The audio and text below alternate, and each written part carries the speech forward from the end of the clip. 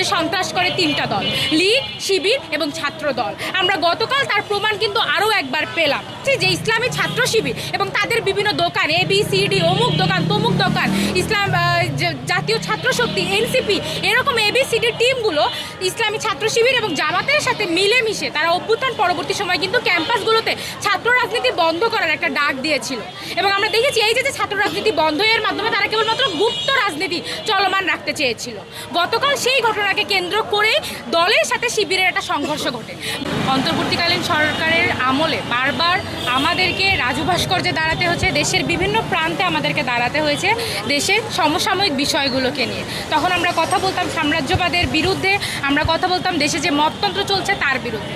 নির্বাচিত সরকার আসার পরে বারবার এই নির্বাচিত সরকার এবং নির্বাচিত সরকারের যে স্বরাষ্ট্রমন্ত্রী বাংলাদেশের জনগণকে বারবার সে আশ্বস্ত করার চেষ্টা করেছে যে দেশে কোনো প্রকারের মব আর সহ্য করা হবে না। এই আশ্বাস বারবার আমাদেরকে দেওয়া হয়েছে ওই সংসদ থেকে দাঁড়িয়েই।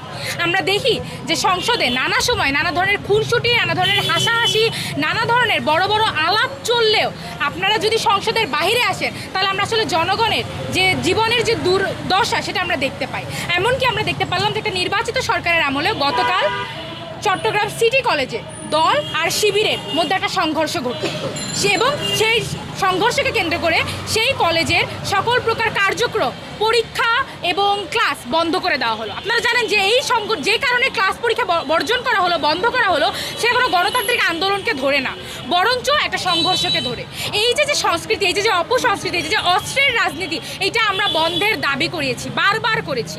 আমরা দেখি অভ্যুত্থান পরবর্তী সময়ে আমরা শিক্ষাক্ষেত্রগুলোতে যতটুকু গণতান্ত্রিক রূপান্তর আশা করেছিলাম সেই রূপান্তরকে ভুলণ্ঠিত করেছে মূলত এই দুইটা দল, ইসলামী ছাত্র শিবির এবং জাতীয়তাবাদী ছাত্র দল। এবং আমরা বারবার সরকারের প্রতি আহ্বান জানিয়ে আসছি, দাবি দাওয়া করে আসছি যে পুরো বিশ্ববিদ্যালয়ের শিক্ষাঙ্গনগুলোর যে গণতান্ত্রিক রূপান্তর তা যদি নিশ্চিত করতে হয় তাহলে আসলে প্রশাসনকে সেভাবে কাজ করতে হবে। কিন্তু আমরা দেখছি তা না, বরঞ্চ কেবলমাত্র ক্ষমতার ভাগ বাটোয়ারাকে কেন্দ্র করে এই দুটো দল এক ধরনের সংঘর্ষ করে সাধারণ শিক্ষার্থীরা, সাধারণ জনগণের যে জীবন তাকে অনিরাপত্তার মধ্যে ঠেলে দিচ্ছে। এবং গতকালের ঘটনাও কিন্তু তা প্রতীয়মান করে। আপনারা জানেন যে কিছুদিন আগেও মততন্ত্রের বিরুদ্ধে বারবার কথা বলেও এই সরকার, আমরা দেখেছি কিছুদিন আগে একজন পীরকে কুপিয়ে হত্যা করা হলো, তার মাজার থেকে স্বর্ণ টাকা পয়সা লুট করা হলো, এখন পর্যন্ত তার বিচার আমরা দেখতে পাই না।